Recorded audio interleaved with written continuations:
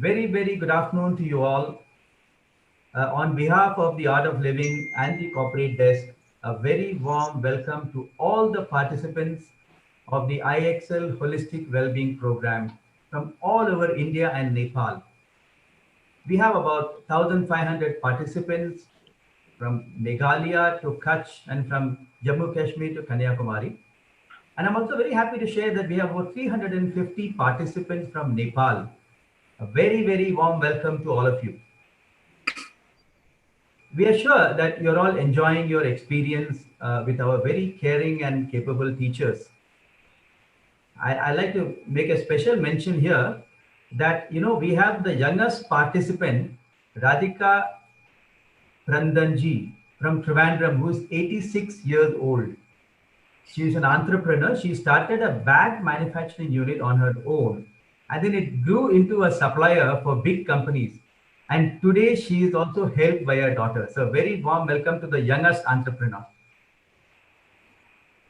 Now for the most eagerly waited part of this 4-day program, the panel discussion, Atmanirbhar MSME.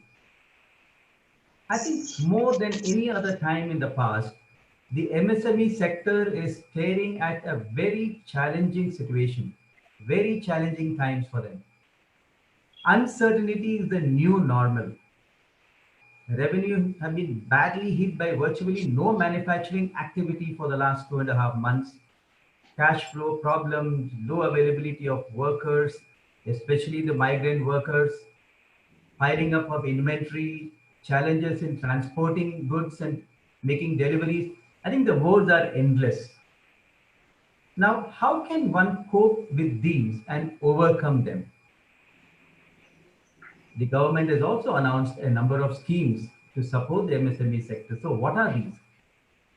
To enlighten all of us, we have on our panel today very eminent personalities from the Indian business and industry.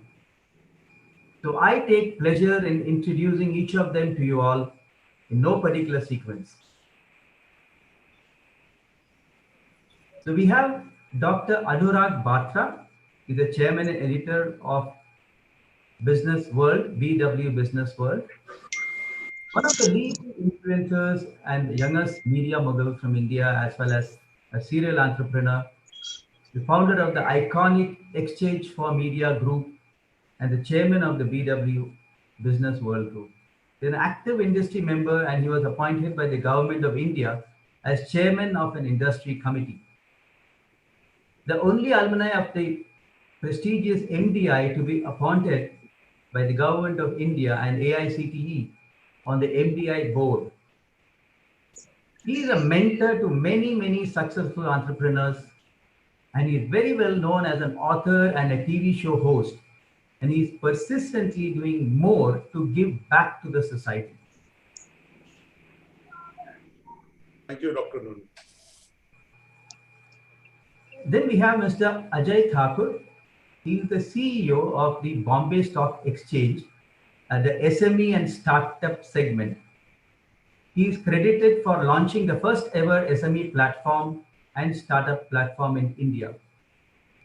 BSE today is the largest and most awarded SME platform in India, with 322 of the SME companies listed, and 56 more companies are in the pipeline. He is the executive committee member of the Indian Merchant Chamber and jury member of India SME Forum, and member of the advisory committee of GLA University.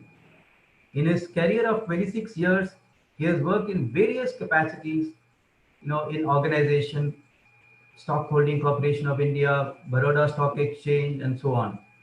He joined the BSE as a head arbitration and business development, and was also involved in opening of regional centers across the country. Thank you. And then we have Srimati Harjinder Kaur Talwar, who is the CEO and MD of ComVision India Private Limited. She has been a businesswoman and the immediate past president of the FICCI Flow, the women's division of FICCI. She is the India Chair and Indo-Uzbek Business Forum and India Chair India-Israel Business Women Forum. She is the board member and global ambassador, International Women's Entrepreneurial Challenge, New York. EC member and co-chair the Greater 50% and initiative again by Vicky. And she won the iconic award, the Business Women of the Year 2018, Women Economic Forum Leader of the Decade Award in 2018, SARC Women's Economic Forum Award given by BIMSTEC SARC for Excellence in Business category for the year 2016-17. Thank you, Krishnanji, for such a kind introduction of mine. Thank you. We have Mr. Keval Handa, Chairman, Union Bank of India. He is the promoter director of Cyrus Lifecare Private Limited. He is the former managing director of Pfizer Limited in India. And he is also the Bharat Shiromani Award winner of 2007 and the Pharma Leaders Pharma Professional of the Year in 2010. Thank you.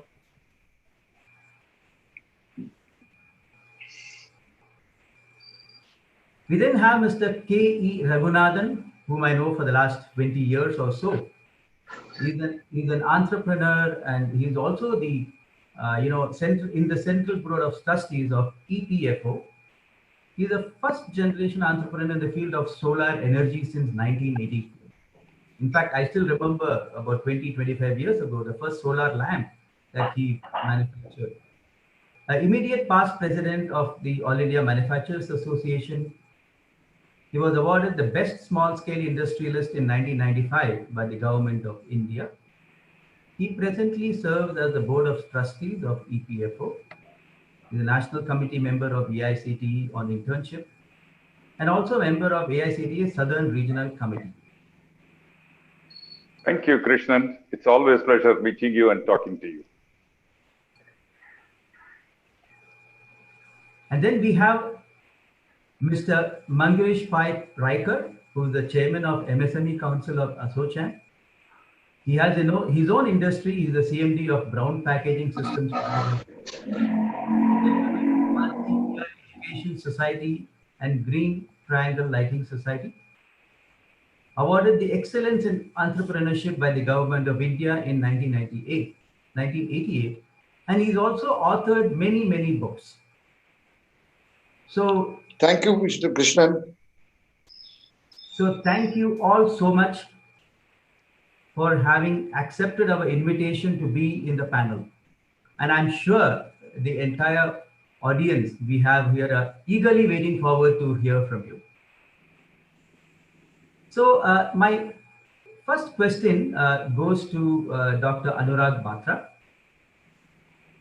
What can an MSME do to transform and evolve? They say that, first of all, terms of, go ahead. In terms of skills and capital and technology, what can over to you, Dr. Batra? So I'll come to your technical question in a moment, to the nuances and specifics. But I want to say to all the SMEs and everybody tuned in, first, that storms don't last, dreams don't perish. So I know it's a tough time. I'm very mindful that people around us are both in lives and livelihood having issues, but tough times don't last. Tough people do. Second, I want to say to them on a philosophical note, Dr. Nunni, because I have the least hair on the panel, I can be more philosophical, is that, I believe in this. When it rains, look for rainbows. When it's dark, look for the stars. So I think it's the time for us in any profession, especially if you're an SME, to look for the positives in this environment, which is tough. There's no question. Now, let me come back to your question of what the skills they can get. First of all, if you did a research or a survey of SMEs in 2018 or 2019, and if you ask them what were the top 3 challenges they had in their business, the top 3 challenges would be: first, go to market. How do we market our product or service better? That was the top challenge in 2018. 2019, and I'm sure before that also it was the top challenge. Second was access to capital, right? And the third was how to make sure that you attract the right talent, because sometimes when you're an SME, you do not get the right talent. So these were three issues: go to market, funding, and talent. And these are issues for every business, but they're more relevant for SMEs because a lot of time SMEs have the right product and service, but at the right price point, but to go to market is tough. Now, in COVID times, we are focused to use digital technology to go to market. So every business will be a tech business, whatever business you are in. Whether you're in property, it will be prop tech. If it's in advertising, it will be ad tech. If you are in pharma, it's pharma tech. If you're in agri, it's agri tech. So it is an opportunity. The beauty about COVID, the rainbow in this is it's a time that everybody is on the level playing field. And if you can be innovative, and let me give you an example. You know, today you get infection from your mobile phone because it can, the screen can. So in India, there were about a month back, there were only 5 to 10 players who were using UV rays to disinfect your phone. Whereas there were 5,000 such companies in UAE, 10,000 such companies in Europe. So, somebody's come up with a cheap kind of a lunchbox kind of a box where you put your phone and it's a 1 billion market. We have 440 million smartphones and we have 800 million phones. So if you can get this right. So when you, as an SME entrepreneur, first is use technology as a real driver, make it to go to market. Everything is go to market. Customers are everything. So I think the skills to be technologically savvy of social media marketing, of performance marketing, and using technology in the value chain. Second, the skill that is required is the skill required to raise capital. What is the skill required? Is differentiation. How are you able to showcase? There is money out there. Third, I talked about people. Because of the environment, there are much more people available to be hired and not necessarily on fixed salaries. You have to tap into the gig economy. You have to tap into a worker who's working on home entrepreneur, a women entrepreneur from home. So I think COVID is an opportunity to reimagine, recalibrate what you do, and it's a level playing field for everyone. So it can be a multiplier if you really bring your costs down, you use better technology to go to market, and you differentiate, and your offering should be even narrower than ever. Those are my opening comments. Thank you so much. I think very valuable, tips that you've given. I'm sure these are going to be very, very useful. Next, I would like to, ask a question to Srimati Harjinder Kaur. In the what is the scene in the MSc industry for a women leader, MSME industry, the women leader? So you have been an entrepreneur for so many years. So are there any specific challenges, and what are some of the schemes that may also be available from the government and other institutions for MSME? Thank you, Krishnanji.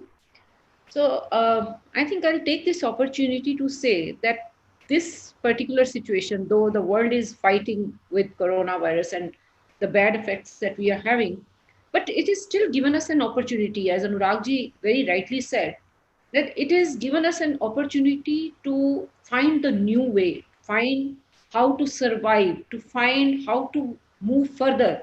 And it has given definitely a value to a woman's position in society. How? I'll tell you. Earlier, working from home was being looked at something where a woman was ending her career and they used to say, iska time khatam ho gaya. I mean, she's working from home, she's nothing else to look for. Now, everybody is working from home. Men are also working from home. So we want to give a message that working from home, number one, is new normal.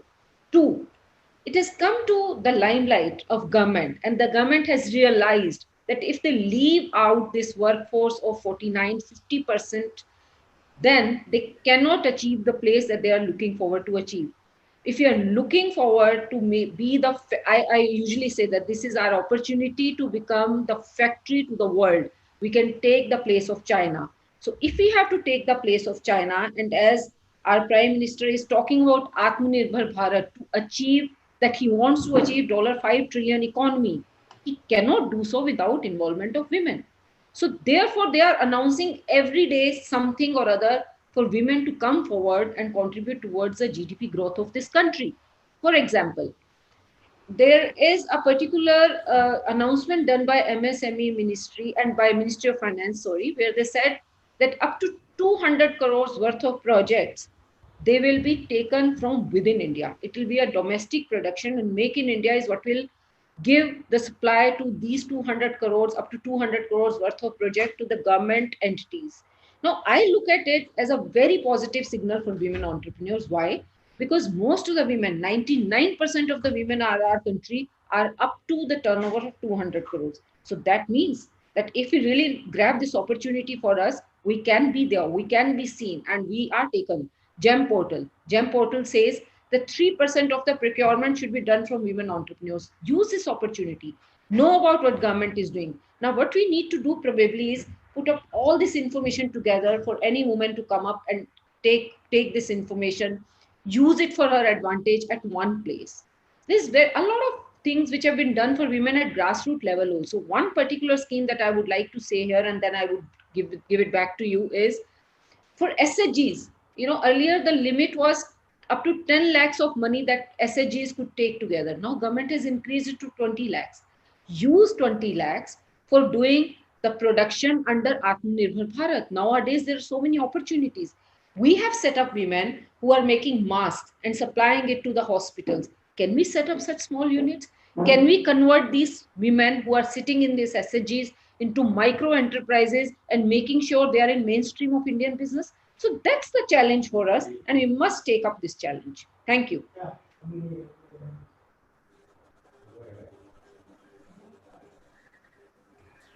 Thank you so much. I think that was very, very useful. And, all these special schemes available for women, and they should take it up. And there's a great opportunity. I think, especially, with the current things happening with China, I think it's a great opportunity. And I think women should jump into, take in more, entrepreneurship opportunities. So great. Now, my next question is to Mr. Keval Handa. So in this, situation in this COVID period, what do the MSMEs need to do differently to thrive in this new world? How can they reinvent themselves? And what can MSMEs learn from other organizations and countries on how they can evolve? Thank you. The Chinese pandemic has really created a crisis for everyone. But there is a Chinese word called Weiqi, which provides us also a solution, which says it's a two-part. One is the danger, that's the crisis. The other part says opportunity. What I think is, first, you need to have a mind which can take these challenges and this crisis. So you need to disrupt yourself first. You need to believe very clear, the MSME guys have to disrupt yourself. There's no point asking a question, what's happening to me? You need to ask a question to yourself, what can I do? And how do you disrupt yourself? You disrupt yourself by looking at, not the amateurs, they say, look at market as look at competition. And those who are professional, create markets. Now you need to create a different type of paradigm for yourself. But unfortunately, what we see is most of the time, you create that same paradigm in the old, that's new product in the old paradigm. For example, in the good old days when television was discovered, it was still in the radios, the television was coming. Those things won't work now. You need to think it quite differently. The first thing you need to do is to bring your people together. Bring all the resources you have together. Put some expert in your domain area. Bring that person with you. Talk to the people around of the industry. Bring your network in right now. And then try to brainstorm and list all the challenges that you're facing. Now, through these challenges, then you have to find out what are the 2 or 3 things that are going to be different from what I am today. You see, this turbulent time, if your assumptions on which your strategies or your business is based, if no more valid, then your strategies and business is no more valid. As simple as that. And therefore, it is very, very critical that you start looking at it differently. When you put all these assumptions, you see, what are my external assumptions? What are my external challenges? It could be regulatory, it could be technology, it could be the behavioral changes of the consumers now. Those are some external challenges. What are my internal challenges? It could be capex, it could be funding, it could be capability, it could be the skill. Put all this in 2x2 quadrant and say, these are my challenges. And what are my 2 or 3 assumptions that now I'm going to work? Through that, you will discover a few things. And this discovery process is very critical for you. What do you discover? There are risks, there are long-term opportunities. Immediately, you will discover there are short-term risks and there are short-term opportunities. You may also discover non-existential. That means your business is no more valid. Now, when you have these types of outcomes coming to you, I think that's the time that you need to find and be creative and innovative and think different. What do I do if there are long-term, short-term risks? How do I mitigate the short-term risk with short-term opportunities? You see, a lot of these companies, when they were closed down, suddenly they found demand in some other products which they were never dealing with. I know one company, glass company, suddenly found a UV container as an opportunity. Now they had never this technology of glass. Or an engineering company suddenly said, oh, hey, why not? Let's do ventilators. Now, these type of opportunities may be in short term. Then you look at your long-term risk and say, these are my long-term risks. What are my long-term opportunities? And start working towards long-term opportunities to mitigate the long-term risk. I think this is time where you need to think and invent yourself. You do what I call it future back. Look at the future and start working it today, and then start doing things to address those things. Now, if you don't do all that and you only hope that the government will support you, the bank will support you, or somebody else will revive you, it's just not going to happen. Work on your strength. Work on what you have. If your core is still going to be existing, work on edges and develop the edges. And I think that's my advice to you.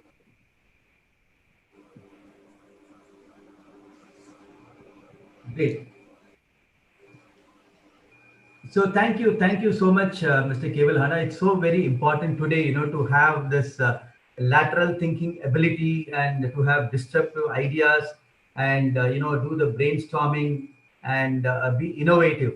And in fact, this program that we have offered to all the entrepreneurs and all the MSMEs is, very much, a key to this, because it increases your energy level and all the mindfulness and other practices.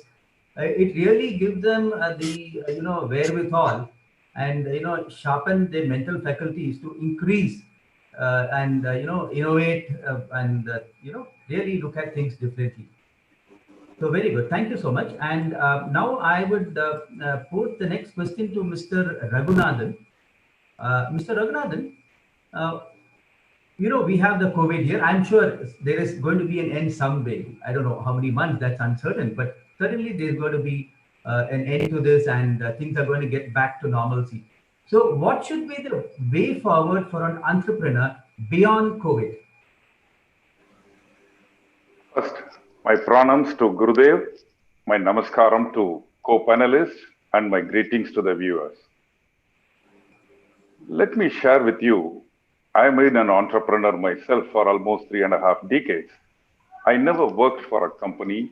I only experienced self-taught man. Any challenge when it comes to us, what do we do first? First, we accept, we acknowledge, then we take a pause, we study the choices and the options of solution, then we plan out the strategy, and then we prepare ourselves, and then we execute it. That's a normal way of doing it, so that there is an impact and there is a solution. In the case of a COVID, let's understand that it is very uncertain at the moment. You can cross a river only when you know the depth of the river, by which means you want to cross. For example, if you have a 5 feet depth water, you can walk it over. If you have 20 feet, then you have to swim. If you have 50 feet, then you need a boat. Then if you have 500 feet, you need a ship. And if it is much more deeper and turbulent, better don't venture. My good friend, Mr. Keval, very carefully worded and said, how do you compartmentalize the problems? He was absolutely bang on that. And I would divide it into finance, market, technology as the issues. When you talk about finance, go further deep into it in terms of debt, in terms of equity, in terms of receivables, in terms of payables. In terms of market, the price is not going to be the same hereafter. So you have to look at geographical expansion, methodology to reach out, digital platforms being put into use. In terms of technology, then product features, manufacturing challenges, all this will come. Stay focused, never lose the hope. Anurag started with a very positive note. When the going is tough, the tough gets going. Invent a new thought process, be fearless and keep calm and avoid hearing negative injections into your brains. But more important is, how do you maintain profitability hereafter? To maintain a profitability, in my opinion, practice modernization, optimization, digitalization, and innovation. If you take the first letters of this, you will end up with modify, MODI, modernize, optimize, digitalize, and innovate. And that's very important for you to do now. And the profit comes with innovations. Profit comes with reaching out to the new customers. And that is more important for you to reinvent yourself. The business activity is like a human body. And understand the brain is a strategy, which is invisible. The blood is the money, finance, which is invisible. The heart is the entrepreneur, which is invisible. What is visible? Your eyes, which is opportunities. Your ears, which are feedbacks. Your nose, which is the competition, which smells. The tongue, which is the sales. The hands, which are employees. The legs, which are customers, because you go and chase them. Remember the vital elements in you, hone them, perfect them, go forward. Thank you. Oh, thank you, thank you. Very, very beautifully put. Especially, I like that modify part of yours. So very important today. Thank you so much.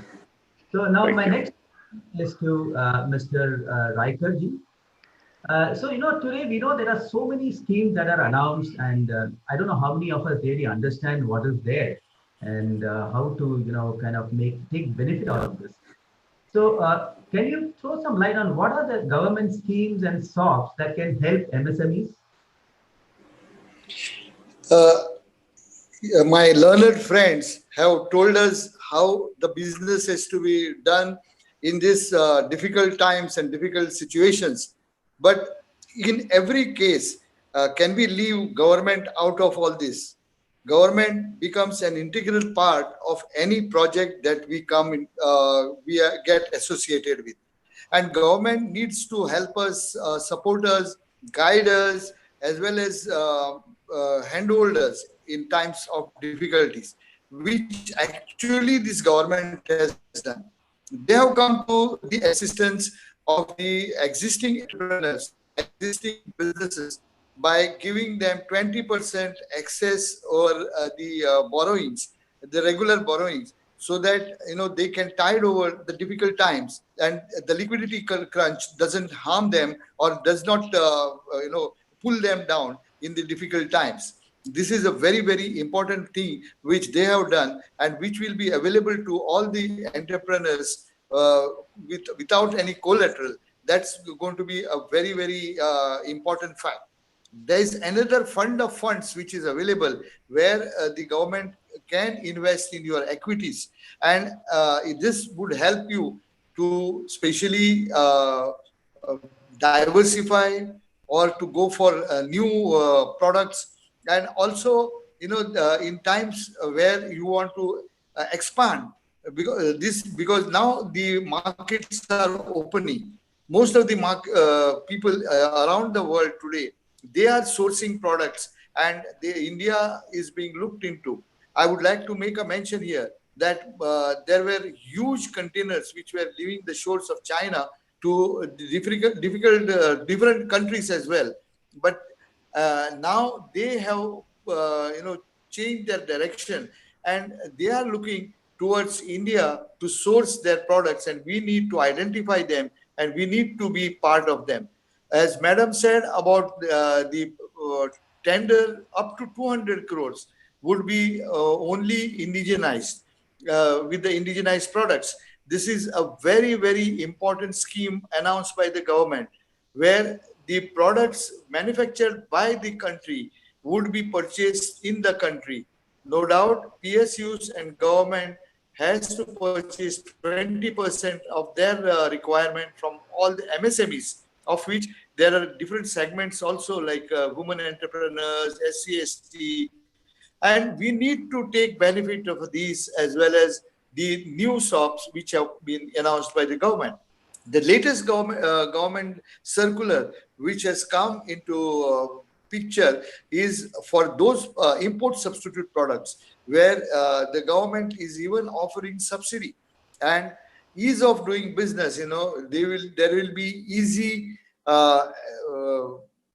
registrations, easy licensing, and also all the necessary help in building up the infrastructure which is required for this setting up of these projects. Not only that, in case we find that MSMEs, of course, most of the time when we want to export, it is volume-based business. And if we have to achieve our volume, we need to have a cluster of our MSMEs. Now, this cluster movement would be supported by government by virtue of subsidizing for the common infrastructure and logistic requirements of these industries. Now, with all these things, I think the liquidity increase in the hands of the entrepreneur will also enable them to increase their expansion activities as such. Not only that, all the payments to be made by the government or PSUs or the government organizations, semi-government organizations to the MSMEs would be done within a period of 45 days. Second aspect is the Felicitation Council set up in each state will help to recover the overdue payments of the MSMEs. Now, with all these things, I think there is a happy time for MSMEs to look forward to, and I'm sure the MSME sector would take advantage of all these shops as well as the opportunities that are lying there. There are more than 3,000 products which are imported from our neighboring country, which we can definitely bid for or we can manufacture. And I think the MSMEs need to take this cudgel and start looking at it from the point of view of local consumption also. And I'm sure that this is not a big rocket science at all. I'm sure that we all can look forward to manufacturing of the products which come from the neighboring states and start replacing them instead of they replacing us. One small example is for every Holi, we get color from the neighboring state. Can we not manufacture it ourselves? On the contrary, we can do better and we can get organic colors manufactured at our end, which will be safer and which would be definitely hygienic and environment friendly. Likewise, there are so many products which which we can start manufacturing. Right now, Chaturthi is around the corner. Diwali will follow. Now, those items which are required during this period, either for decoration or for other person, we can definitely make do all these products in our country itself. So there is a lot of scope for all the existing entrepreneurs as well as new entrepreneurs. And new entrepreneurs, you have easy access to just remember msme.gov.in is an answer to all your queries. msme.gov.in, where you can register, you can get your finances also uploaded, and that will be directed to the nearest bank in your coverage area. And also the marketing assistance guidelines would be available in this portal. There are many other avenues which are given in this portal which will help you to run your business very successfully. Take advantage of this, and I'm sure you will have a very successful tenure as an entrepreneur. Thank you. Thank you so much, Raikarji. I think it was very, very useful on the type of schemes and subsidies and SOPs available for the MSMEs. And it's so nice to know that there are so many things happening and so much of support that the government is giving the MSMEs. So thank you so much for throwing light on that. So now we go to the second round of questions, and I'm coming back to Dr. Anurag Batra. What we have seen is that MSMEs are technically sound, and even if they have a good product, they struggle to market it, and that is a weakness. So, what can be the go-to-market for MSMEs, and how can they carve out their competitive positioning and branding? Thank you so much. First of all, good marketing can never sell a bad product, right? So, and some people saying in politics, marketing sold a bad product. And I'm not referring to any country. So, I'm just saying that the product is good. It is specific for a certain people. It works for a certain people. There is some need that product is fulfilling. So the first important thing is to be able to define your market very narrowly. I think that's the most important. In today's time, you cannot be everything to everyone. You have to be very narrow. And even if you look at the political leaders, they have a very narrow, they define who their TG is, who their audience. They're not appealing to everyone. They're appealing to a certain set of people where there is a connect. And, that is what they keep fueling and building on. Similarly, for an SME entrepreneur, you have to be very narrow. What is your product? You have to be very critical in these times that what you are offering, does it have real value? I think that's the question you got to ask every week. Because today, product and service offerings don't change every quarter, every year, every 3 years. They change every month. Some product comes and, suddenly, what is the valuation of Zoom? Does anybody know? What is the valuation of Zoom? $200 billion. $200 billion. A company suddenly has a $200 billion valuation in the last 87 days. So, entrepreneurs, whether SME or otherwise, build product for now and the future. They don't build product for the past. So if you build something for the past, it won't work. Now, coming specifically to go-to-market, I believe that they have to do a combination of three things. Depending on if you're in a B2B segment, you would do what is called traditionally personal branding. You have to become a thought leader. So if you understand how to disinfect, if you're India's #1 disinfectant expert, for example, then possibly if you're selling a disinfectant product, it will automatically sell. So you have to become a representative of the category that you're in. If you're a B2B player, even in B2C, it may work. Second is, as I said, today you can be a D2C brand, a direct to customer or a direct to consumer. That means digital to consumer, digital to customer. So today I run a print magazine, but I run a Business World site, which is 35 million traffic in a month. My other sites included another 20 and 12 million. So we do about 70 million traffic. But so you can be digital and reach out. We are doing this digitally. So second is to be able to put all your money into performance marketing. I don't have to explain to most SME entrepreneurs where you put in, say, 5,000 rupees, but you get 50,000 rupees of, sales. So put your money into performance marketing. Second is content. I already talked in the first about how you can be a thought leader. Today, when you talk about digital, most of it happens through content. So use content as a glue to get customers. Third, I want to say this.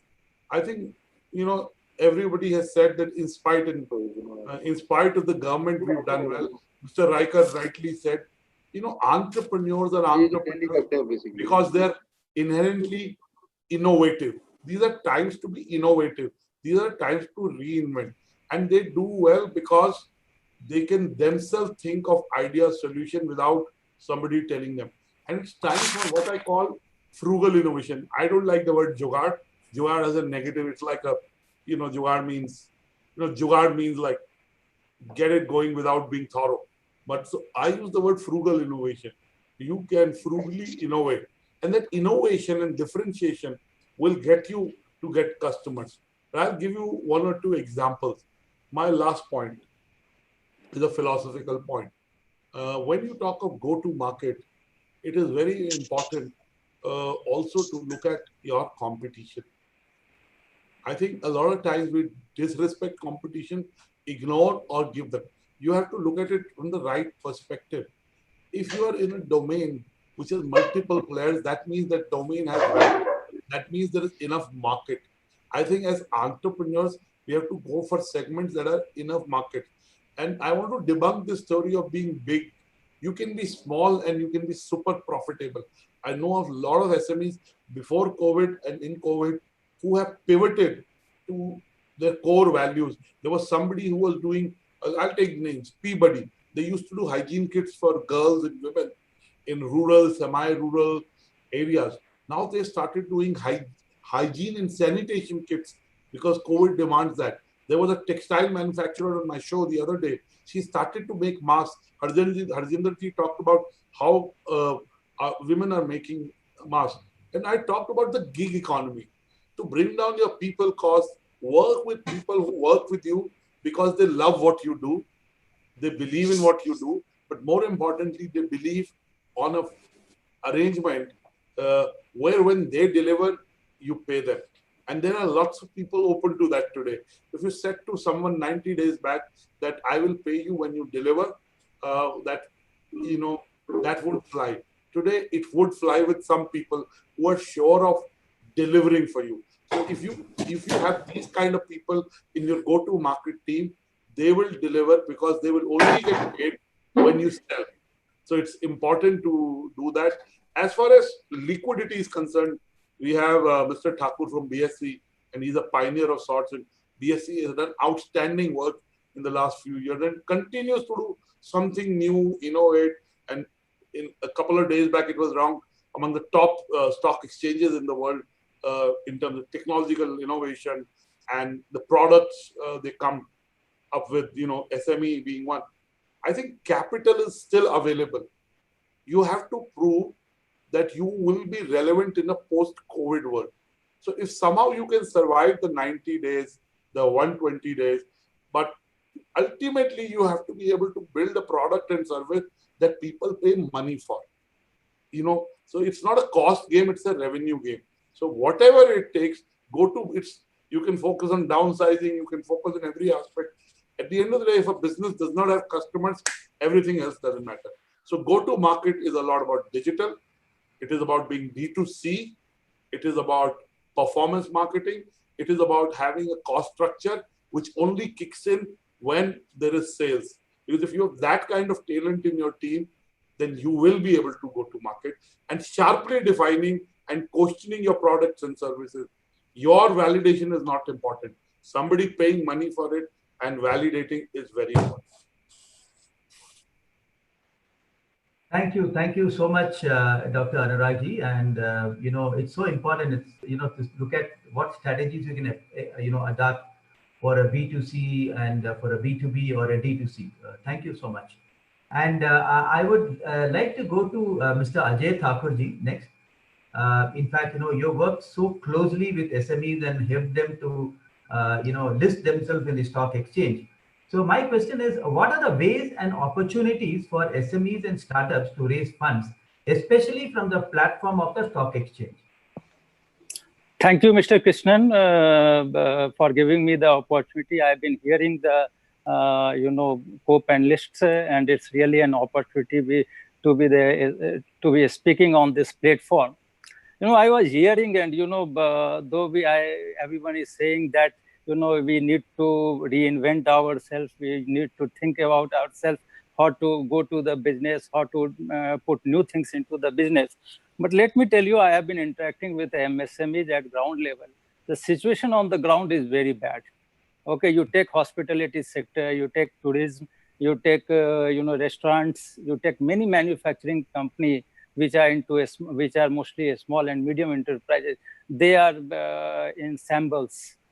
So I think, there is a, and even the rating agencies, whether you talk about Fitch, Moody, and other rating agencies, they have downsized our economy, and they have said that, in this year at least, we are going to see at least 5% contraction in our economy. So situation is not so good, though, and we have also seen the impact onto the capital market. We have seen the index falling from 42,000 level to almost 27,000 level. And from there, it has rebounded by almost 45%, led by a stock like Reliance. Now, your question was very pertinent. And I think, I also agree with Mr. Handa, Mr. Batra, that we have to think about how to start new business, try to adopt new technology, go for digital. But I think economy is being contributed by various sectors. Okay, it's not only one, two sectors, and many times IT, etc., are facilitator than anything else. So as a stakeholder in this, I think we need to ensure that how, as of now, these MSMEs can survive. Of course, government of India has come out with a huge package for the MSMEs. Finance minister has also talked about fund of funds, which will be taking equity to the extent of 15% of the MSMEs, and even the definition of the MSMEs have been changed. As far as BSE is concerned, let me tell you, we are into existence for last 145 years formally, and informally we are in existence for last 200 years. So in 200 years, we have tried to create a platform for all the companies to access to the capital market, raise funds, and grow themselves.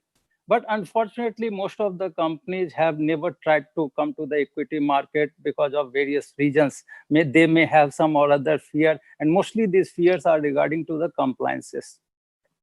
So in 2011-12, we have started this MSME platform, and on 13th March 2012, we have launched. What we want to do is to provide an opportunity to the MSMEs to raise funds. And for that, we have relaxed the eligibility criteria. What we are saying that if your net tangible asset is 1.5 crore, paid up capital is below 25 crore, and you are in existence for 3 years, and out of 3 years, if any one of the year you have got positive cash acquire, you can come get yourself listed and raise funds. Now the question arises, why a company can think of listing? It doesn't happen that when you get a shock, because this time the market is not seeing disruptions. This is a huge shock onto the economy. I think the company needs to prepare themselves so that they should have proper funds with them. And these funds should be in both forms, that is equity and debt. This SME platform has been provided to the SMEs so that they can come, they can raise funds from the capital market, and they can grow themselves. You have to dilute 25% of equity and you can raise funds. We have seen 322 companies getting listed, and these 322 companies have come after I have met 30,000 companies. Let me tell you, in last 7 years, I have done 2,000 seminars across the country, met 30,000 promoters, and then we have seen 322 companies getting listed who have raised almost 3,300 crores. And if we take both the exchanges together, almost 500 companies got listed who have raised 6,600 crores. And this is a huge sum. And totally, the total market capitalization as of today is 35,000 crores. So this is not a small sum that SME company which come and get listed have created for themselves.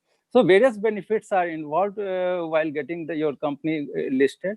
Number one, of course, you can raise fund. Number two, at least you can de-stress your balance sheet. Most of the SMEs keep on taking loans, and when the economy is in bad shape, they are unable to service their loan, and most of them become NPA. We are seeing this. So at least you come to the stock exchange, make your balance sheet healthy, and your interest rate will also come down. So that is required for the SME. Third, after listing, the credibility of the promoters increases manifold. The trust level goes up, and therefore you are seeing the valuation getting unlocked. Number fourth is, fourth benefit is, the visibility of the company increases manifold. The company can retain the best of their employees by giving them ESOPs and reduce the cost burden. And besides that, their equity becomes a currency. Okay, because it is being traded onto the stock exchange. And seventh benefit is that their equity becomes collateral. They can place the shares with the NBFC and the bank and raise funds. So there are multiple benefits that are associated. And I think most of the companies should go for this. And then only I think this country become an Atmanirbhar. Most of the agencies, try to bulldoze these companies with the loans. I think, over leveraging your balance sheet on loans are going to create huge negative impact on your company, and any disruption in the economy is going to kill you. So that's the reason this SME platform has come. We have last year started a startup platform for tech company. 5 startups got listed, 22.5 crore raised, almost 80 crore market capitalization they have created. So in this way, I think, we are trying to create infrastructure for the SMEs, for the startups. And my request to all the SMEs and the startups is to avail these benefits, get themselves listed, make themselves big. There is no honor, or prestige in saying that I am SME forever. From a small, you become medium, medium to large, and large to blue chip company, and provide employment to, the lot of young people of India. I think that will be the right path, that will be the right way. And, if you want to sustain, Charles Darwin has 500 years back said, survival of fittest. You will be fit only if you are strong. And for that, there is a requirement of momentum in your company. If there is a momentum, I think you can clear all the obstacles. And for that, real finance, real funds are required. And that should be there in the form of debt and equity. Both are the pillars of the company. That is very much necessary. Thanks a lot.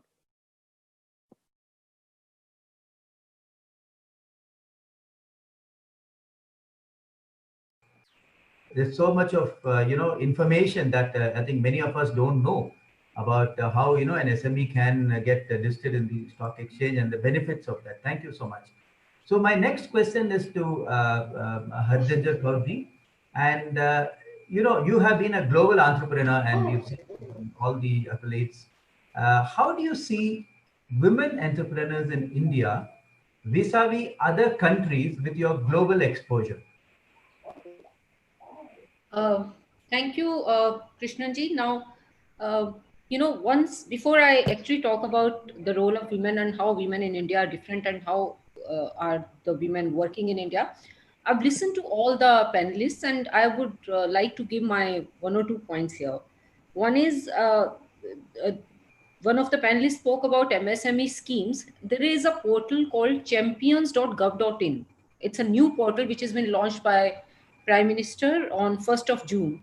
So I think if everyone looks at that portal, it gives a lot of schemes for the MSME revival, and there are a lot of schemes for startups, a lot of schemes which are very positive and they're very proactive. So I think we must look at that portal. Two, I think there is a need to boost demand in the economy. There is no doubt that the government itself is bleeding for funds. But then I many times talk that is there a possibility that there's so much of subsidy fund available with government. Can we not give that fund out to boost the demand in economy some way or other? So that will safeguard our need for liquidity in the economy. Now coming to the questions of the position of women in our country, very interesting question, because when you talk about women, you always put a woman in a separate category in terms of business. And when a businesswoman like me, I hear this question, there is always an instant reaction from me that business is gender neutral. It doesn't recognize whether the person who is doing this business is a man or woman. When you sit inside a boardroom, when you're sitting inside a negotiation room, nobody gives you that extra bhav because you are a woman, and nobody gives you that discount that you are a woman. You have to compete in front of others. So whether it's an Indian woman or whether it's an international woman, this thing remains common in both of them. But what I've found as a difference in the international businesswomen and Indian businesswomen is, one, we do not do networking. International women do networking. In India, our culture is such that the word networking is not taken very positively in our society. That's wrong. Any business person has to sell, has to do connection, has to sell business by word of mouth, whether you are a man or a woman. As I said, that it doesn't matter whether you're a man or a woman. At the end of the day, you have to survive, and business is an ocean where you are competing with men also, and you have to prove yourself. For example, if you look at me, I'm into intelligent traffic and transport solutions, which I'm doing in the country, and I'm the only woman who is into this business. Now, imagine for me, I'm getting into a government office, and there are other men sitting with me who are trying to negotiate on a deal. I will have to work twice. One, I'll have to convince them that I know the subject. Then only they'll talk to me, because the mindset is it's a woman who is talking to me. So my first thing is, and how do you survive these things? Is one is must do network. Two, keep yourself updated and upgraded. Keep doing new workshops, keep doing new training. There is never any end to learning. You cannot say that I've learned, I'm the master of my own business and now I know enough. It doesn't work like that. Unless you upgrade yourself, you'll never be able to reach where you want to reach. And for a woman, it's also very important, because usually when I've seen that when a woman is doing a startup, and if she wants to spend money, I've seen this in many of the women that I've interacted with trying to do their economic empowerment. Even if you boost some women's sort of confidence that please do some work, one question is raised by her family: what if you lose money? That question is never asked from a man or a boy. If he is going to invest, people push him, people encourage him. This question is usually asked from women: what if you lose money? So she gets dissuaded from the word go. To lead this, to beat this, my one sentence mantra to women is: don't look for quantity, look for quality, look for high profit business, look for high profit solutions which you can give to the market. You may work less, but then you will not lose money. And that's not only for a woman, that's for any business person. That my advice is that you should never run after the quantity. You should just look at the quality and the businesses which yield high profits to you. So that's the mantra if you want to be doing good business. And my top of the priority is networking one, networking two, networking three, whether you're a man or a woman. Thank you. Thank you so much. So beautifully said. And yes, I think today it's all about networking and the contacts you make and the rapport you build. It's very, very important. So, Mr. Next question is to Mr. Keval Handa. In today's scenario, it's so important to look at the financial viability, which is the very key. So, what is your advice to MSMEs at this juncture on how they can, have proper fund flow, raise capital, and grow? I think I would like to give a little parallel on the MSMEs of Germany, which is known as Mittelstand. They are the most successful MSMEs in the world. And as Anurag was mentioning it earlier, they believe in specialization, focus, and niche. They will say, the manufacturers of shovels will say, we are not manufacturing shovels, we are in the business of gold, because that's the gold miners use their shovels. Take it any part globally, it's German MSME. They contribute more than 50% of the GDP and more than 60% of the employment. How they have been successful? They have been very successful is mainly because of their culture of innovation, adoption of the cutting edge technology, and not having debt on the book. Now, whereas you look at what we do, is we try to put higher debt than equity to start with. And that's the reason we find ourselves caught into the crisis of liquidity all the time. We also have these challenges. Mangesh talked about government schemes and other things. The Mittelstand MSMEs, they're self-sufficient. They take graduates, qualified people from the universities, give them internship in their companies, and give them lifetime employments. And that's how they successfully build their enterprises. They bring in the startups within their organization and help them to grow their organization and make them equity managers. That's why they are successful. Now, these types of cultural intervention, this type of inputs are required for our MSMEs also. the one real support if the government can give today, I think the others are, I don't think, see, to me is so critical, because we are going to go what we call Industry 4, where we are moving to entire world as a digital world, from an analog to digital. And if you take today any MSME, it's all analog. How do you make them digital and aligned to the industry, because they supply to the industry? Now, this is the biggest challenge. Germany faced a similar challenge almost about 10 years back. You know what they did? They created an automotive digital fund of almost around 250 million euros. And whichever MSME wanted to get themselves digital, they advised them, supported them, and made them digital. Today, all the MSMEs in Germany are digital. Now, this is one thing we should all push for, is to make our MSME automotive and digital. That will give them the entire product edge, that will give them the scale that is required. I guess the challenges of MSMEs are twofold. Is A, the liquidity challenge and the solvency challenge. What are the banks, and my friend Ajay is trying to address, are mostly the liquidity challenges. But the challenges on the solvency side, are the technology challenges, are the product challenges. And these are the major challenges the MSMEs are going to face as we move forward post-COVID. So addresses should be more on what are the technology challenges the MSME is going to do, what are the product challenges the MSME are going to face, what are the market challenges the MSME is going to face. If we address these three challenges, I think we are making our MSME more stronger, more sustainable, and more viable. Thank you. Thank you so much. That's very, very, very valuable insights. Thank you so much. Now, I would like to, ask the next question, Mr. Raghunathan.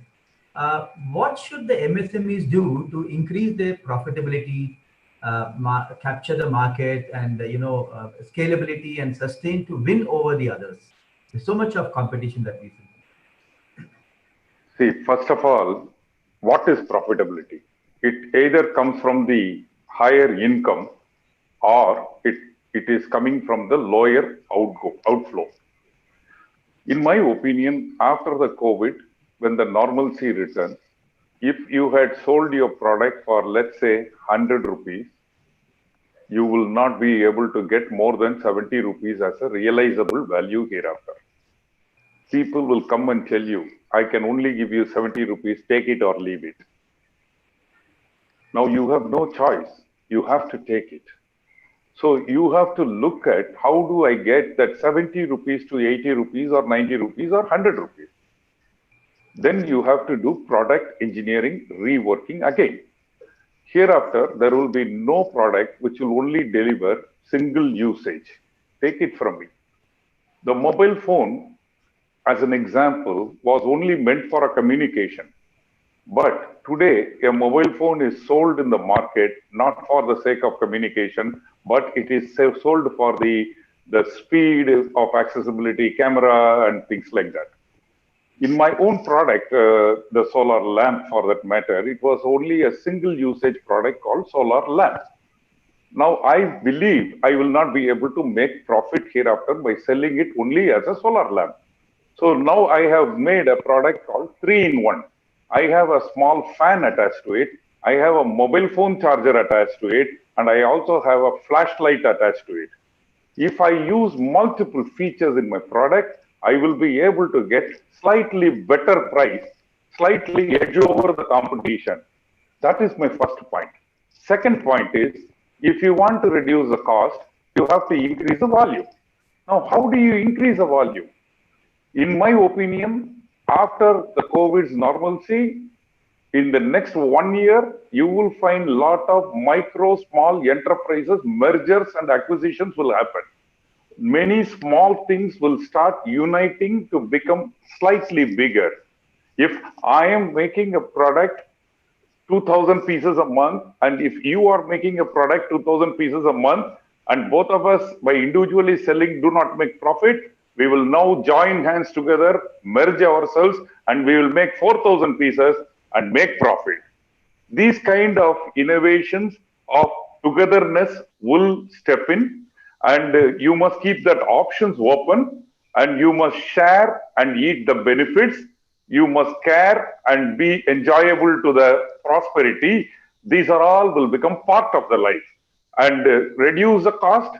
Don't overstep your limits and keep the liability on interest payments as minimal as possible. Don't ever forget, borrowing is not the option to run the company. If Mr. Keval is speaking that, he is speaking because of his entrepreneurial experience, because of his global experience, and because of his heading an enterprise which is funding the SMEs more. I think you have to capture that aspect. Running a business with borrowed money does not give you any time and happiness. For a honest borrower, the day when the money comes into his hand from the borrowed bank, the sleep is gone. For a honest loan taker. So please be careful. Increase your product base, increase your specification, invent a new technology, and go for it in a big way. Thank you. Thank you. Thank you. I just wanted to interrupt Mr. Krishnan. Mr.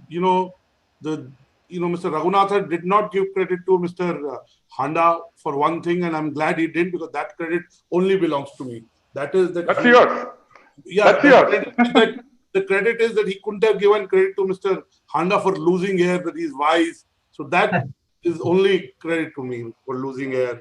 So Thank you. Mr. Handa has lost hair. Anurag, I know Raghunathan has a better hair because he's from the south, you know. The north guys lose hair faster. I think all of you should hold your comment till Gurudev comes. So now I, now my next question I, want to ask Mr. Raikurji. This is the most important question. What should the MSMEs do to become Atmanirbhar? Today is the buzzword. We'd like to hear from you.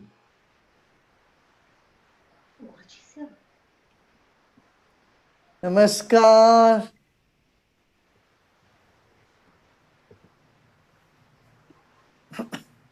Pranam. Gurudev ji, pranam. Pranam, Guruji. Pranam. Gurudev, we have some very eminent people from the business and industry related to the MSME sector, and we have been having a panel discussion, and they have been throwing light on some very, very important aspects, especially in the current situation. No, you had made some changes, Ravana. So that is Yes. Yeah, I have. Yes. How are you all doing? How are you all? We are all fine, Guruji, and thank you.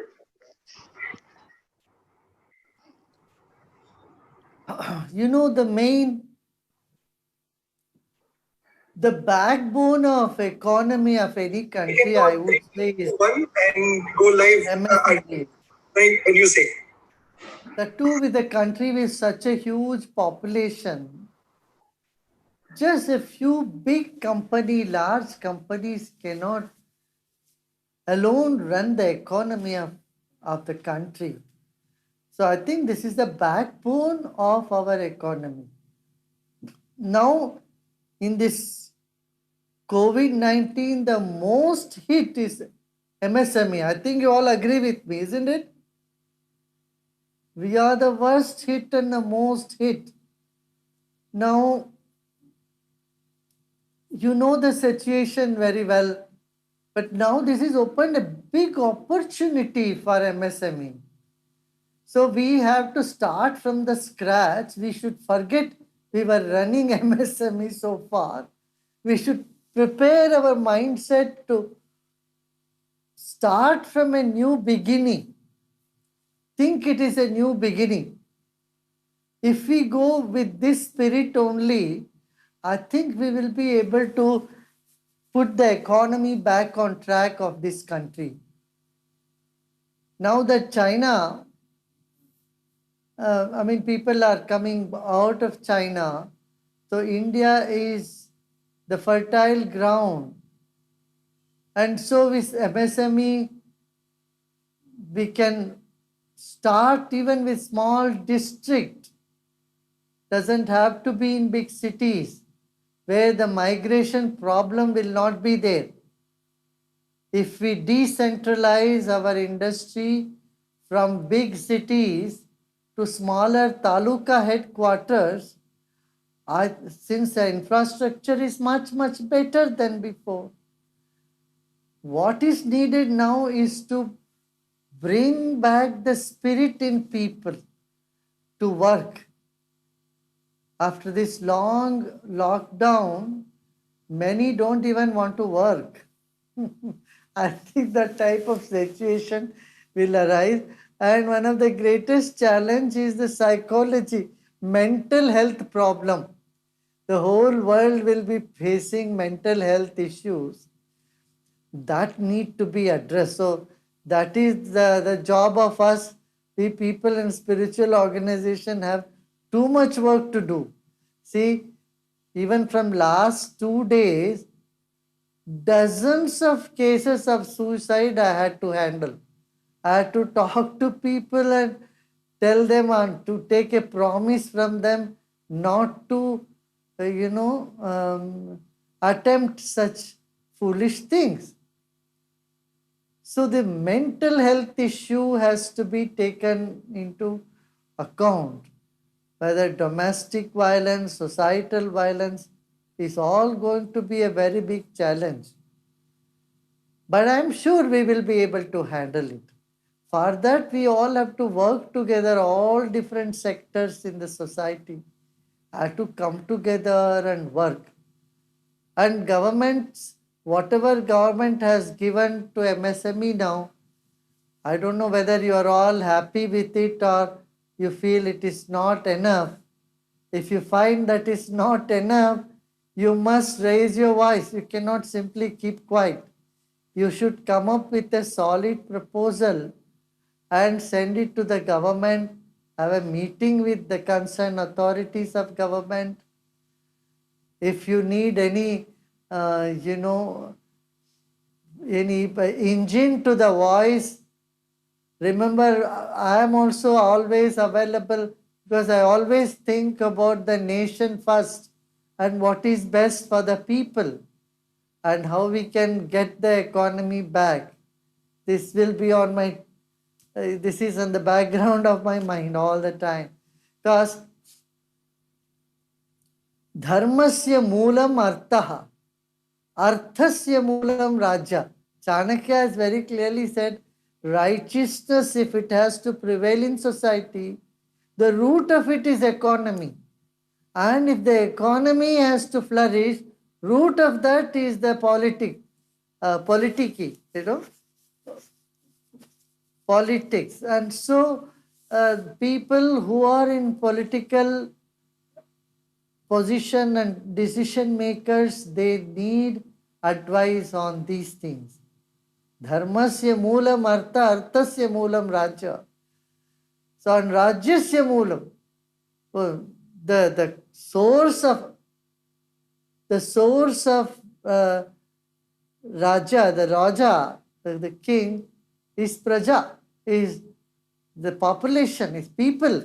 And if people have to be empowered, just giving soaps and giving them a welfare society is not sufficient.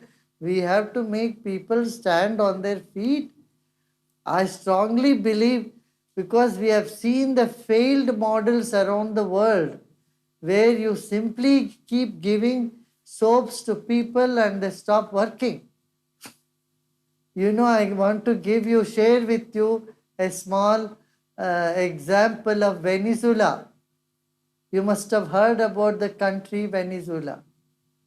Venezuela even today is one of the richest countries.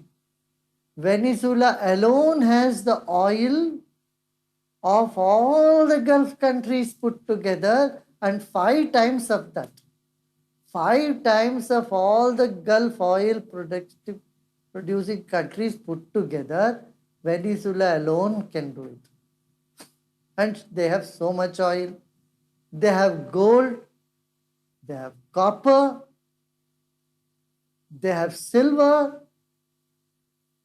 and they have, what is that, bauxite. You Tell me, so many, and then huge land mass, very fertile, hilly terrain in this country, yet so poor.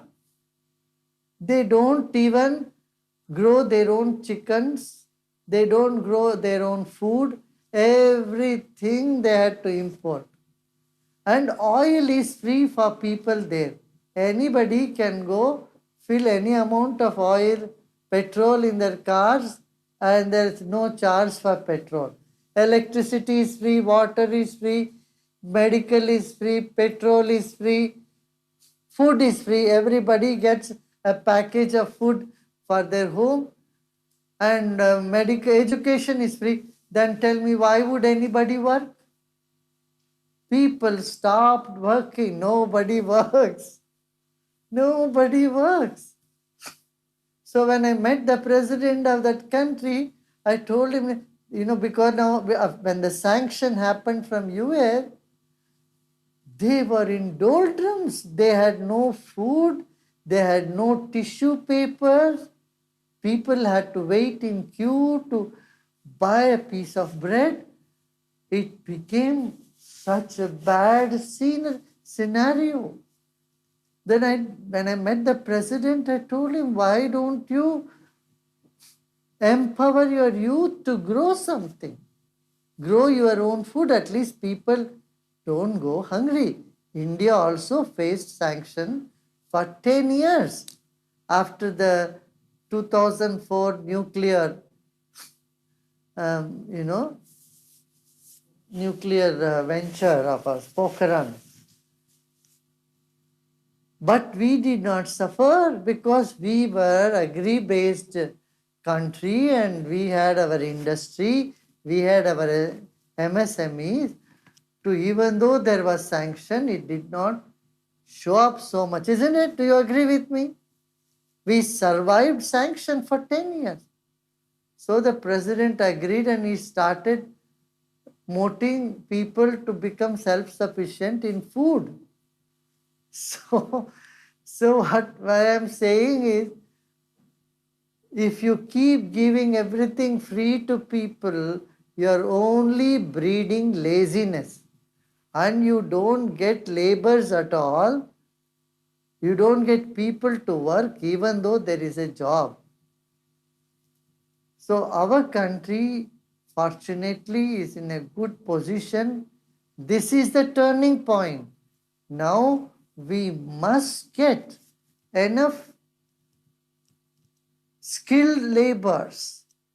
So if all of you or even your organization together support skill development trainings in each district of this country, 600 districts of country, government and MSME sector jointly take people and skill development and then use them in your industry, it will boom very well very soon. So all that we need is enthusiasm. And the enthusiasm can come when people take to spiritual practice. They should do some meditation that builds the character of the worker. They'll be committed workers. They'll be honest workers. Tell me, who does not want committed and honest workers? We all want. Yet, there is no machinery in the country or anywhere in the world which would create honesty and integrity in a person. Our education system definitely is not doing that. This is where we come in, and we have helped many young people from the villages to get trained in skill development, to get skilled, and Larsen Tubro, and then Schneider Electricals, and to name a few. Many companies have taken all these people as their workforce. So I am with you. We can help you out. in reducing stress, building confidence. Third, giving you a very skilled and integrated workers. We have this 15-day training, and after this training, people, the youth becomes so full of enthusiasm and commitment. So we can do these things, and I would like to request you all to put your thoughts together. Mr. Krishnan is already there with you. You can put your thoughts and ideas and make bullet points. What exactly the MSME sector expects from the government. I'm sure you need some help. Like we are helping the poor people, we are helping the agriculture sector, the MSME sector also need to spell out exactly their needs and their challenges. And from your side, what is that one extra step you would like to take? I would also like to mention to you that we need to brand products by places. Like in China, you go to one city, you only get buttons in that city. You go to another village, there you get only needles, all different type of needles you get there. We in India had this traditional notion before, you know. Channapatna toys were known all over. Whole of Karnataka, whole of South India, people would go to Channapatna to buy toys. Like Dharmavaram, in Andhra Pradesh, you go to get silk saris. Kanchipuram, saris. Bangalore, Mysore silk. Mysore silk is known like that. Mysore sandalwood articles. So, like that, but now that has disappeared. Like we have Surat, diamond means people think of only Surat. Or they think of garments, you think of, the synthetic garment, Surat is the place. Sadis, you go to. Tiles, Morvi. Whenever you think of tiles in India, your mind goes to, Morvi is where more than thousands of small scale industries are there manufacturing tiles. So this type of orientation connected with a location and the product can make things so much better.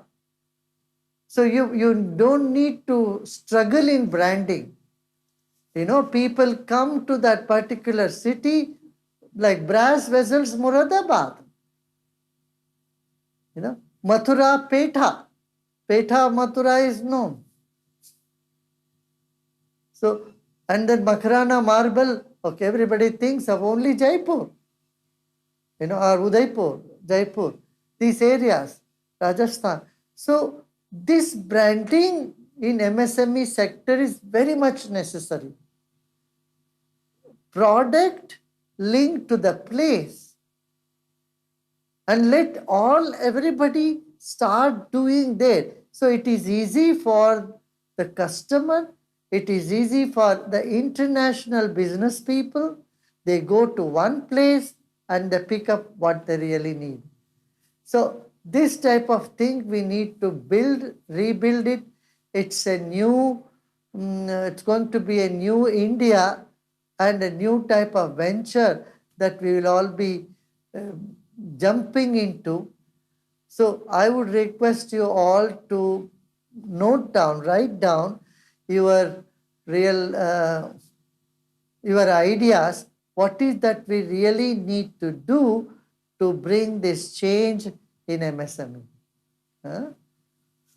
Lovely, very nice talking to you all. Namaste.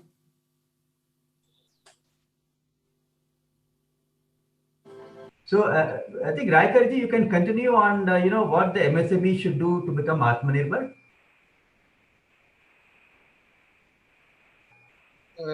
now is the time to think forward and achieve our goals or whatever that we envisaged when we started our entrepreneurship journey. And the only thing that we can look forward is with a positivity, and if need be, the change that we need to imbibe in. The mindset, the attitude, the change has to come within. And we need to look forward, like unlike earlier times when MSME, when they started, they had limited goals. But now we need to look forward, and we need to look beyond our uh, capacities, beyond our abilities, so that we enhance them. There are a lot of technologies which are available. We need to get those technologies. We need to improve upon the quality management. We need to have a better serviceability part of it. And anything chalta hai attitude will not work anymore. So most important part of it is, we need to start looking in our neighborhood. And like Gurudev ji had said, that the requirements and the necessities and the needs which are there in the society, and like in this pandemic, when there was a lockdown, when we saw that the need of the hour is to supply to home front, to reach out to the home, and many such IT companies benefited from same. So we need to have, we could look forward to such opportunities, maybe regional, maybe local, or maybe international, and we can capitalize on all these things. Secondly, आत्मनिर्भर होने का मतलब है कि हमारा product हम ही बनाए, और करने से होता है. So when we start thinking in this direction, there are, as I mentioned earlier, there are more than 3,000 products which we can manufacture in our country, and which has tremendous demand, and which we are definitely look forward by the people. India is a consuming country, and we have huge markets available at our disposal. When our markets are catered to by the imported product, why can't we start import substitution production? And we have so much abilities, capabilities, and also the wherewithal with us, and the resilient nature of our entrepreneurs. I am sure that we can look forward for a bright future. We can look forward to achieve, to supply the needs of the society. So we need to look forward to all these things. Thank you. Thank you so much. That's very, very nice. So I would like now to ask the next question to Mr. Ajay Thakur. Okay, there is going to be a big opportunity, like currently we have problem with some big suppliers in the neighbor. So there is going to be a big market there, 3,000 products listed, as Raikarji said, and Gurudev also just now said that there's a great opportunity in store for all of us. So what are the benefits for an SME being listed on the stock exchange? Can you please throw some light on this? Mr. Krishnan, I have already elaborated on the benefits of listing, and already I have talked about that you want to touch upon. Yeah. So once again, let me elaborate on that. The first thing that when you start a company, you use your own funds or funds from friends, relatives. When you grow a little bit, you go to the banks, take loans, and after that you stop. So this is a stock. There is a stock exchange. There is a SME platform whereby you can raise funds by diluting your equity and use those funds for your capex requirement and opex requirement. That is the one thing. Second thing is that you can strengthen your balance sheet, because most of the balance sheet that I have seen last 7-8 years, almost I have seen 30,000 balance sheet. And let me tell you, in 97% of the company, what I found is that the top line ranges between 5 crores to 600 crores, but profitability was starting from 2 lakh rupees to maximum of 3 crores rupees. The one most important reason for that was that the balance sheet was over leveraged. There were huge loan on the books, and most of the time it gave me an impression that promoters are working to service the loan than to grow their business. So once the equity comes in your books, instead of imbalance sheet, it becomes in real sense balance sheet. Okay, your profitability moves up. As you have asked the question to our co-panelists that how to increase the profit onto the books. This is one good way of structuring your balance sheet to increase the profit. Okay, so that your outflow is less in terms of servicing the loan and the balance sheet moves up. When the balance sheet becomes healthier, it gives confidence to all the investors and the financier, and therefore you see that in case of listed entity, the interest rate is lower by almost 50 to 150 bips than the unlisted entity. That is another benefit. Third, I have talked about that when the company is unlisted, there is always an impression that promoter is everything. Okay, he is doing each and everything of the company, and therefore is a lack of bandwidth. It doesn't give the confidence to the investors at large or financial institutions at large. So once you get listed, there is a perception that there is transparency in the company, there is proper corporate governance that is happening, and therefore the credibility of the promoters increases manifold. Their trust goes up, and therefore investors start buying the shares at higher valuation. That's why we said that when you go for listing, you start unlocking the value of the company. So this is the third benefit. Fourth benefit is the visibility of the company. The visibility of the company increases manifold. You don't have to, once your company becomes large, you don't have to share your visiting card to tell about yourself. Now people have started knowing you because your company has become large company, big corporate. Even you start getting repeated orders from your clients. Okay, everybody has trust on you. So the visibility of the company increases manifold. You can retain your employees. We have seen the service sector, especially in the IT, between 95 to 2000, that the promoters have retained best of their employees because they were the biggest asset for them by rewarding them with ESOPs. And ESOPs have got value only when the company is listed. So that is another benefit. Fifth benefit is your equity becomes currency, just like rupee. Okay, you also become equal to the Reserve Bank of India governor because you are issuing your currency.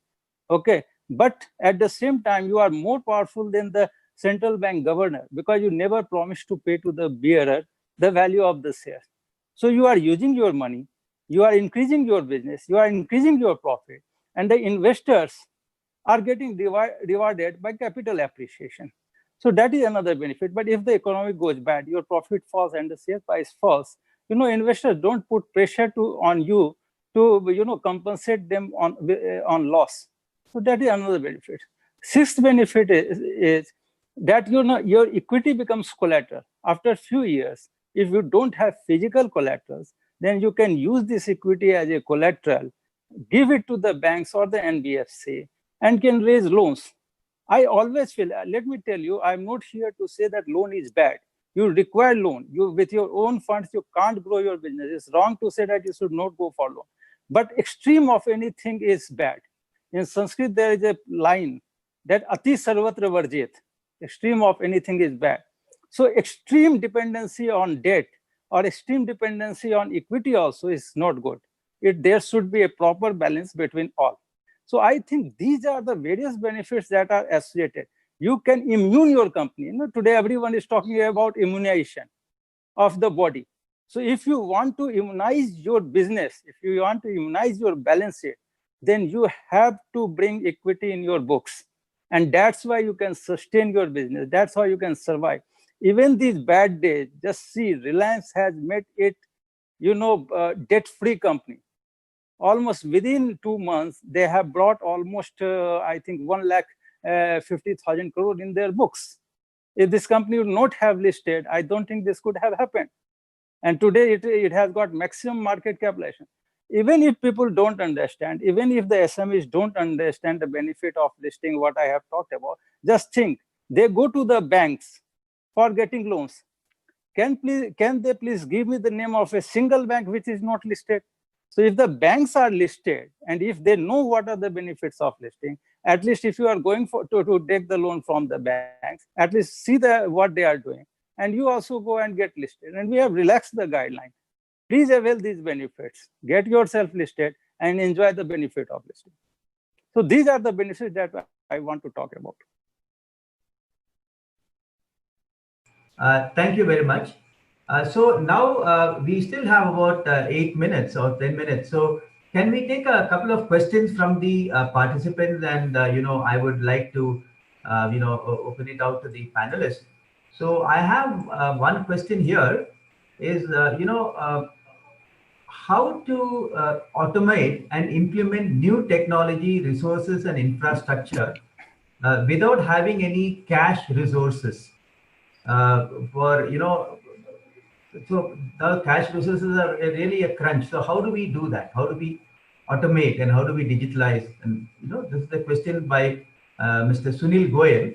So I leave it to the panel. Anybody would like to answer? You can raise your hands. Mr. Raikarji, yeah, please go ahead. Raikarji. Yeah, today, there are new innovations which come up, and they need commercial bearings for it.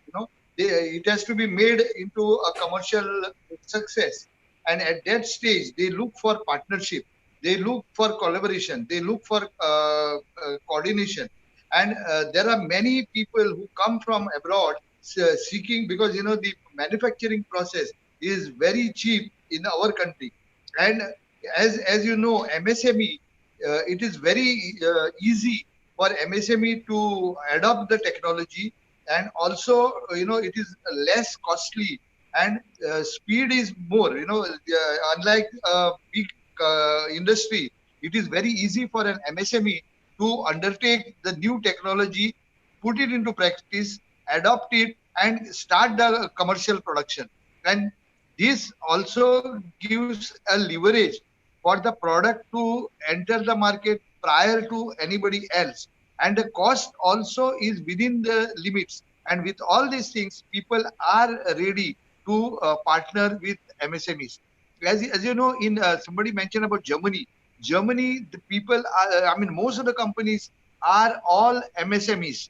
They started as MSME, including BMW or Mercedes. They were all family-owned concerns. They were small concerns which have grown and outlived their utilities, and they have become big.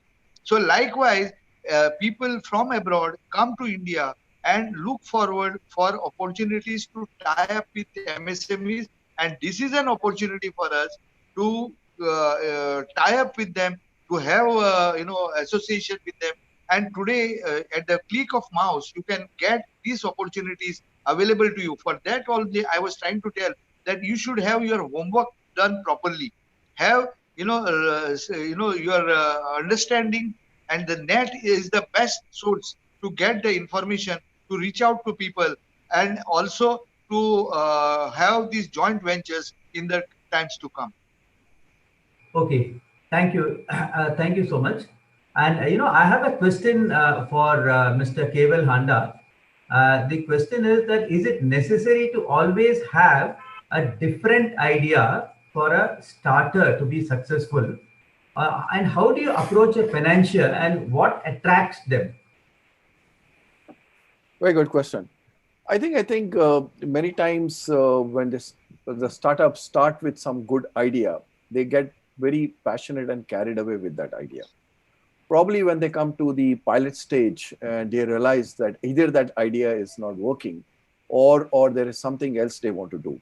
So what happens is many times they keep on changing the idea and developing into some different ideas or going in a different tangent. But if you have a very strong conviction and if you think that idea is going to work, then you need to stay with it. You need to be persistent with it. You need to be very focused on that. Google might have knocked more than 100 and 350 funders for funding before they could even set up Google. But they had an idea and they believe in that idea. Once you believe in that idea and you tested it and you know it's going to work, I think then you need to persist with that idea. But many times the startup give up that idea pretty fast because of lack of funds, or they don't believe in it that it's going to work. Can I add here? Can I add? Yes, Krishna, yes, just to add on, just to add on, while you should hold on to the idea, you should also seek inputs to fortify the idea. If it requires tinkering, I'm saying the core of the offering may remain the same, The thought process of solving what problem you're solving may remain the same, but the route may become a little different. The product may, so don't be emotionally attached to the idea. I would just go a little separate that what Mr. Handa said. By the way, the guys who invested in Google initially were two Iranians. They used to run a carpet shop, huge carpet shop in Silicon Valley. And actually, they gave their space away and they became the investors. And they are today the largest real estate owner. They made billions of dollars. And they heralded the co-working revolution possibly without calling it co-working. But the biggest thing is you invest in the person. You don't necessarily invest in the idea. Because the idea may need to pivot. It may need to orbit change. So don't get too emotionally attached to the idea. I'm not in the magazine business. I'm in the business of business content. Whether it come on a Business World TV, it comes on digital, it comes on an event. So how you define your business is very important. So define your business and don't be emotionally attached to the idea. Great. I want to add here. There are 3 to 4 stages of this startup becoming successful. Number 1, you should have a good idea. Number 2, you should have the capability of proper execution and implementation. And third thing, you have the capability to scale up the business. And fourth, you have the capability to turn it into a profitable venture. Mostly what we see that we have got very good idea, but we can't have the proper capability to execute it because we don't have the proper or right person. And third, we fail when it is scalable. It's very easy to talk about few companies. You can talk about Google, you can talk about Flipkart, you can talk about 5, 7. In 10 years, most of us talk about 5, 7 startups.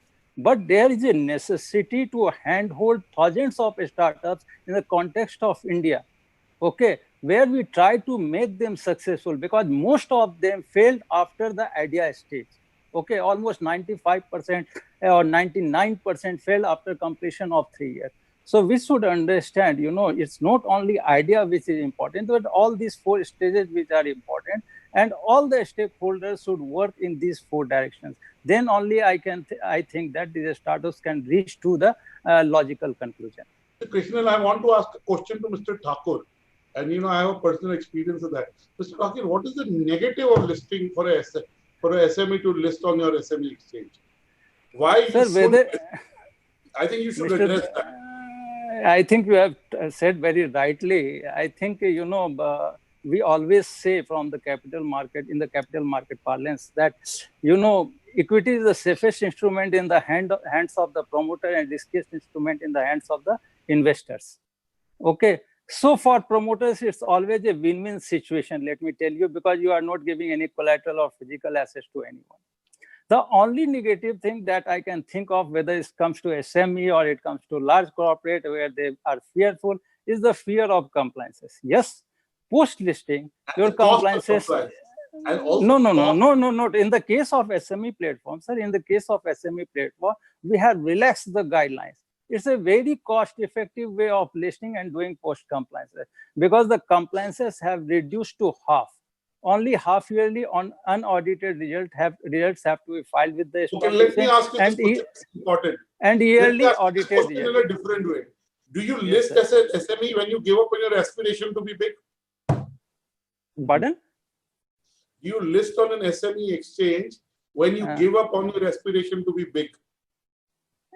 No, you see, not. I have never seen a promoter. You can go to the main board later. I know technically that you can go from the SME. See, Mr. Batra, there are various stages. Whenever a promoter comes, now just understand, sir. I have met 30,000 promoters. Gone to them with the folded hands, even being the regulator. Then also only 322 companies turned up. So please try to understand, sir, equity is a very risky instrument in the hands of the investor. At least promoters would like them to have a little bit of compliances. That is very much required. I respect. And at any stage, you can never, this is very disruptive world. Okay, very disruptive world. You can't tell about the future. Even 6 months from here, you can't say that what is going to happen. Okay, so I always tell the promoter that, whatever you are and whatever you have done, go with that, and let me also tell you, I have seen the promoters listing becoming ambitious.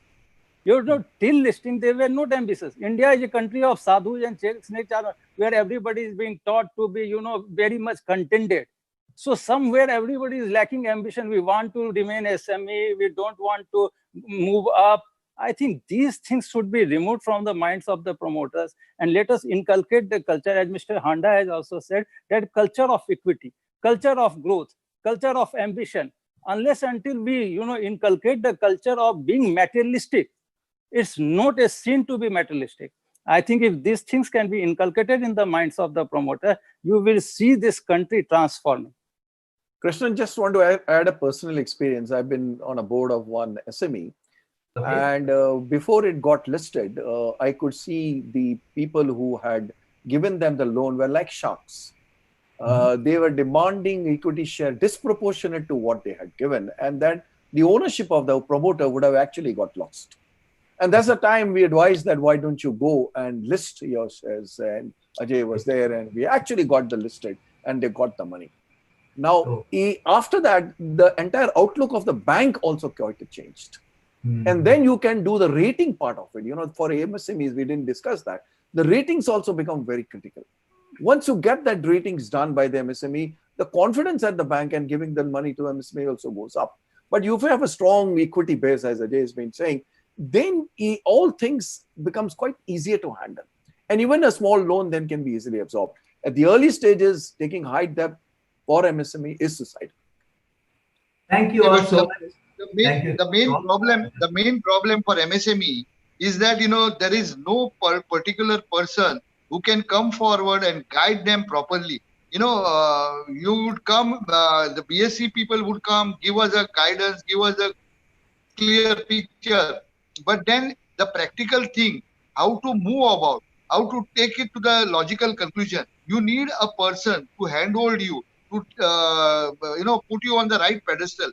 That is actually lacking, and that actually you should prepare people, train the people in this direction. You will have more people coming into equity flow. Raga, you absolutely hit the nail. I've been saying to a lot of these MSME, you need to have your own governance system, and you need to have small advisory board for yourself. If you see, they don't have it. They don't have a governance system. They don't have an advisory board. Even if they can pay a small amount to good experts and call them once in a 2 months or once in a 3 months and pay them and make them part, and also give them option of shares if the companies do what, it will do hell of a difference to MSME. But unfortunately, nobody takes this advice.